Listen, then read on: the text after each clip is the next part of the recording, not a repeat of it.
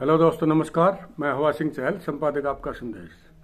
दोस्तों, आज मैं पंजाब की खबर का तो सबने पता लग ही गया। कैप्टन अमरिंदर सिंह ने इस्तीफा दे दिया और पंजाब सरकार गिर गई है एक बार तो। लेकिन अब कांग्रेस दोबारा किस पर विश्वास जताएगी? विधायक दल किसे नेता चुनेगा या हाईकमांड के कहने से ही कोई थोप दिया जाएगा? ये देखने वाली बात होगी।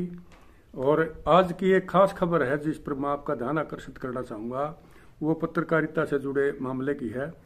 अम्बाड़ा के अंदर जो एक पत्रकार के खिलाफ पुलिस ने बार बार षड्यंत्र रच के ऐसे केस बनाए और उसका पीछा अब तक भी नहीं छोड़ रही। हालांकि कोर्ट ने अपनी गरिमा बनाए रखते हुए पूरे देश का ध्यान इस ओर आकर्षित किया है कि अभी अदालतें जिंदा हैं और निष्पक्ष न्याय प्रणाली का एक बहुत बड़ा उदाहरण मैं समझता हूँ। एक वरिष्ठ पत्रकार होने के नाते मैं कोर्ट की इसमें प्रशंसा करनी चाहूँगा और धन्यवाद भी करना चाहूँगा जज महोदय का, जिन्होंने पूरा संज्ञान लेते हुए और पुलिस के चंगुल से उस पत्रकार को बचाने की कोशिश की है, यानी कि न्याय उसके साथ करने की अभी प्रयास है। तो मैं आपको बताना चाहूँगा, कोर्ट ने नॉन अवेलेबल धाराएं लगाकर ये सवाल उठाए थे। एक अम्बाड़ा से कोई उग्रवादी गिरफ्तार हुआ था, आतंकवादी। उस आतंकवादी की गिरफ्तारी पर एक खबर, यह तो बहुत बड़ी खबर होती है। कोई भी पत्रकार होगा, जो भी जागरूक पत्रकार है, ऐसी खबरें अगर किसी को मिलेंगी निश्चित तौर पर वो सुर्खियां बनेंगी। लेकिन हरियाणा सरकार कहो, क्योंकि ये गृह मंत्री का जिला है और पुलिस प्रशासन भी उसके कहने से ही वहां होगा। हो सकता है इसमें सरकार का हाथ हो या किसी बड़े अधिकारी के साथ कोई उसके अनबन हो, या जैसा कि भास्कर के पत्रकारों पर शुरू से सरकार की निगाह दूसरी है। यह अलग बात है कि वो निष्पक्षता दिखाने की कोशिश कर रहे हैं, लेकिन निष्पक्षता दिखा नहीं रहे क्योंकि चौड़े दिख जाओ हैं। अब भास्कर का जो पत्रकार है उसने एक खबर तो छापी है। खबर नहीं छापेंगे तो क्या छापेंगे भाई? अम्बाड़ा से जिस आतंकी गिरफ्तारी की खबर छापने पर 2 पत्रकारों के खिलाफ गैर जमानती धाराओं में केस दर्ज करने पर पुलिस ने जो संज्ञान लिया था उसको तार तार करके और कोर्ट ने जमानत दे दी है और इसमें पुलिस की फजीयत हुई है। और ड्यूटी मजिस्ट्रेट जेएमआईसी माननीय मुकेश कुमार की कोर्ट ने इस मामले में गैर जमानती धारा जो 505(2) लगाई थी उस पर सवाल उठाए हैं। कोर्ट ने कहा कि रिमांड पेपर, अखबार की कॉपी देखकर ऐसा कोई भी मामला नहीं मिला जिससे 2 वर्गों में शत्रुता या दुश्मनी फैल जाए। और सुनील को 14 दिन की न्यायिक हिरासत उन्होंने मांगी थी, तो कोर्ट ने तुरंत जमानत दे दी और कह दिया भाई ये जो आपने फर्जीवाड़ा बनाया है ये बनता ही नहीं है, क्योंकि ऐसा कोई भी सबूत वो पेश नहीं कर पाई पुलिस कि इससे 2 वर्गों में कहीं न कहीं दुश्मनी पैदा हो और कोई बड़ा विवाद खड़ा हो। क्योंकि पुलिस ने तो पहले ही हिरासत में लेकर पूछताछ कर ली, जो अपनी मनमानी करनी थी कर चुकी है उसके ऊपर। अब और क्या चाहती है? जानते तो मारते रहे उसने, और कि मैं कमी उन्हें छोड़ी भी नहीं होगी जो करना था। लेकिन ये एक अच्छा मामला नहीं है। और ये खासकर दोस्तों, मैं पत्रकारों को भी आगाह करना चाहता हूँ, पूरे मीडिया जगत को, अगर इसी तरह ये होता रहा तो आप कोई भी सुरक्षित नहीं हो। मैं आपको हरियाणा प्रेस क्लब की तरफ से इस की निंदा करता हूं कि जो इस तरह की धाराएं लगाकर गैर जमानती और उनको परेशान करने की कोशिश की जा रही है पत्रकारों की, ये बहुत ही गलत तरीका है। सरकार के पास और भी हथकंडे बहुत हैं, लेकिन पत्रकारों के खिलाफ पड़ जाना, मैं सोचता हूं कहीं न कहीं ये पुलिस की ही इस तरह फजीयत हुई है। लेकिन इस फजीयत के बाद और भी बात सुनने को आई है कि पूरी दादागिरी के साथ 40 पुलिस वाले उसके घर को घेर लिया जाएगा। ये कितना बड़ा संगीन जुर्म है और घर की मौजूदगी में उसका हर कमरा खंगाला जैसे वो खुद आतंकवादी हो। इस किस्म के मतलब पूरी कोशिश करिए वह कहीं ना कहीं इसको फंसाना ही फंसाना है। और ये जो लड़का पत्रकार संदीप है, इसके घर पुलिस 2 दिन के अंदर अंदर 4 बार गई है, रेड मारा दबादब। क्या चाहती है पुलिस? कोर्ट की जमानत के बावजूद भी वहां पर पूरी दादागिरी दिखाने लग रही है। तो इसमें मैं कुछ खास बात बताऊंगा। जज साहब ने यह कहा है कि आतंकवादी का पकड़ा जाना खुशी की बात है, इससे तो लोगों की जान और बचेगी। कौन सी बात होगी इसमें? डर पैदा किस बात का होगा? ये उन्होंने कहा है। और सरकारी वकील ने कई दलील भी दी हैं जिनको कोर्ट ने खारिज कर दिया। सरकारी वकील भी इसका मतलब ये है सरकार की भाषा बोलता है, कानून का ज्ञान नहीं है उसको। क्योंकि कोर्ट में जो चीज धराशायी हो जाती है जाते ही 1 मिनट में, तो कहाँ का फिर वो वकील है, क्या वो क्या किया उसने। कम से कम उन्हें ये तो देखना था भाई ये धारा बनती है कि नहीं बनती, वो ऐसे थोप दी। तो माननीय कोर्ट ने बड़ा अच्छा काम किया और इससे लोगों का बहाल होगा, न्याय प्रणाली पर लोगों का विश्वास कायम रहेगा। तो जज साहब ने ये पली ली थी, उन्होंने कहा पकड़े जाने झूठी सूचना प्रकाशित होगी, लोगा मर्डर पैदा हो जाएगा, नहीं हो जाएगा, इस तरह की बात है सरकारी वकील ने रखी। लेकिन जज साहब ने साफ कहा अगर कोर्ट परिसर में कोई आतंकवादी पकड़ा जाता है तो बहुत खुशी की बात है, क्योंकि इससे लोगों की जान भी बचेगी, कोई वारदात होने से बचेगी और फिर भय की स्थिति पैदा नहीं होगी, क्योंकि लोग तो सुरक्षा महसूस करेंगे, भय पकड़ लिया, बात खत्म। तो जब तक वो घूम रहा है, हर कोई अफवाह फैलगी कि बाड़ा उग्रवादी घूम रहे हैं, फिर तो भय बने। जब पकड़ लिया और पकड़े उड़े खबर छाप दी तो भय कहाँ हो गया, भय निकल गया। ये बात होनी चाहिए थी। उसके बाद अगला पॉइंट सरकारी वकील ने कहा कि आईओसी डिपो के पास आतंकी पकड़े जाने का समाचार जो था वो गलत प्रकाशित कर दिया था और उससे लोगों में डर की स्थिति पैदा होगी, ये सरकारी वकील ने कहा।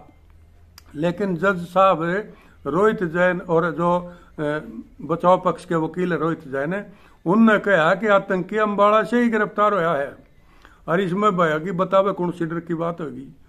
पंजाब के डीजीपी अम्बाड़ा से आतंकवादी के गिरफ्तार होने का प्रेस नोट भी जारी कर चुके हैं और उन्होंने कहा कि हमारा जो मुवक्किल है वो कोई बहुत बड़ा अपराधी नहीं है, ना ही कोई दुर्दांत क्रिमिनल है वो, ना ही उसका कोई क्रिमिनल रिकॉर्ड है, फिर भी इसके साथ गलत व्यवहार किया गया।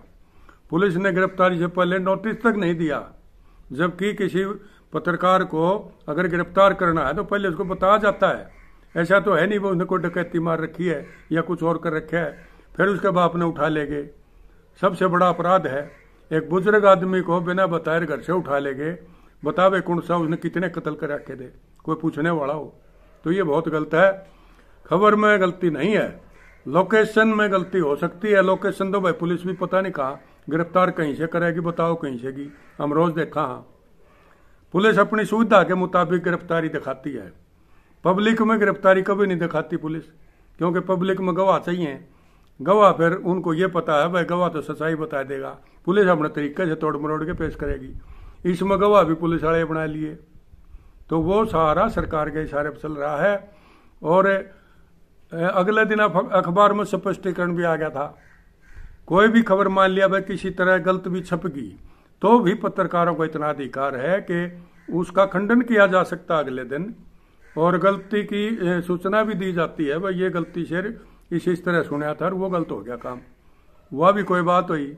लेकिन ये तो मामला दूसरा था, स्पष्टीकरण जब दे दिया अगले दिन बात खत्म हो ली थी। पुलिस ने पॉलिटिकल प्रेशर के चलते उसको केस में फंसा दिया, ऐसा सरकारी वकील रोहित जैन का कहना है। पुलिस ने जो केस दर्ज किया उसमें गवाह पुलिस के हैं, पुलिस की मिलीभगत से ये सारा कुछ हुआ है ताकि नेताजी को भी खुश कराया जा और वह पत्रकार की भेंट निकाल दी जाए, ये उनका तरीका है। सरकारी वकील ने अगली पली फिर के ली समाचार संपादक की गिरफ्तारी बाकी है, गिरफ्तार कर लिया, पेश कर दिया, फिर भी गिरफ्तारी बाकी बताओ है। जिन मशीनों से अखबार प्रिंट किया बोले उनकी रिकवरी करनी है, अखबार तो छपेंगे, अखबार छापन खातिर मशीन है, गिरफ्तारी का उन नहीं बेरा हुआ कहाँ है मशीन, इतना बेवकूफ बनाने लग रहे। खबर से बोला भय का माहौल बन गया, तनाव हो गया, घृणा पैदा होगी, नफरत पैदा होगी, आपस में दुश्मनी होगी, पता नहीं क्या हो जाएगा। कोर्ट ने कहा कि रिमांड पेपर देख लिए, खबर भी पढ़ ली, कुछ भी ऐसा नहीं है जिससे समाज में दुश्मनी हो, कोई बड़ी कटुता पैदा हो, ऐसी कोई भी चीज आगे नहीं आई। और अब योजन पक्ष ने इन तथ्यों को नहीं नकारा है कि पंजाब पुलिस ने अम्बाड़ा जिले की सीमा से किसी आतंकी को गिरफ्तार किया था। इसके बाद कोर्ट ने सुनवाई 10 नवंबर तक टालते हुए 30,000 के निजी मुचलके पर सुनील की जमानत मंजूर कर ली। ये कोर्ट का सराहनीय मामला है। विपक्ष ने भी आधा इस पर वो जताया है। अभय सिंह चौटाला जो इनेलो सुप्रीमो है, आज उन्होंने ये कहा है कि भास्कर के जो 2 वरिष्ठ पत्रकारों पर केस और एक पत्रकारी को नोटिस दिए बिना गिरफ्तार करना मौलिक अधिकारों का हनन है।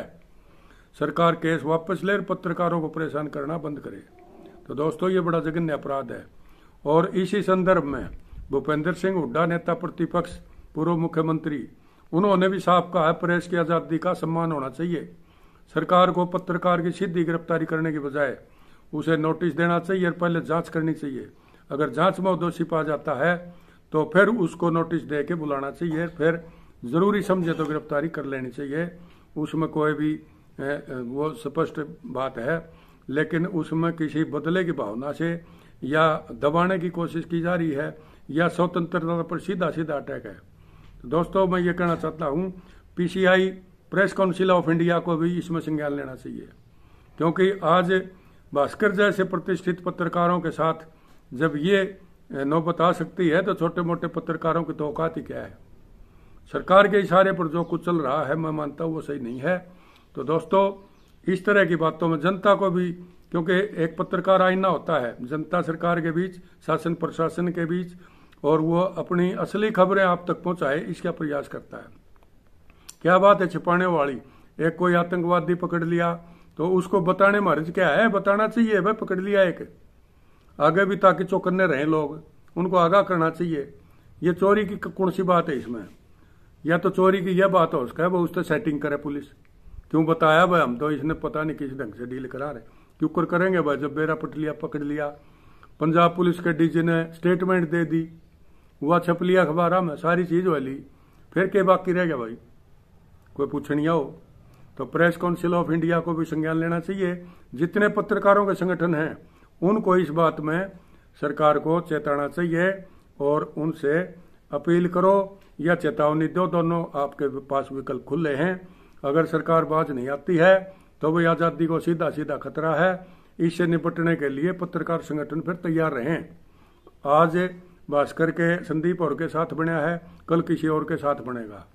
तो सरकार चाहती है कि उनके माफिक ही खबरें छापी जाएं। जो सरकार कहती है वो सही, जो विपक्ष कहता है वो गलत। अगर ये खबरें छापोगे तो आप सुरक्षित हो। सरकार के खिलाफ कोई खबर छाप दी, शासन प्रशासन की किरकिरी कहीं पर हुई तो आपकी खैर नहीं, इसका मतलब ये हुआ सीधा सा। तो दोस्तों, मैं इतना ही कहना चाहूंगा, आज इतना ही।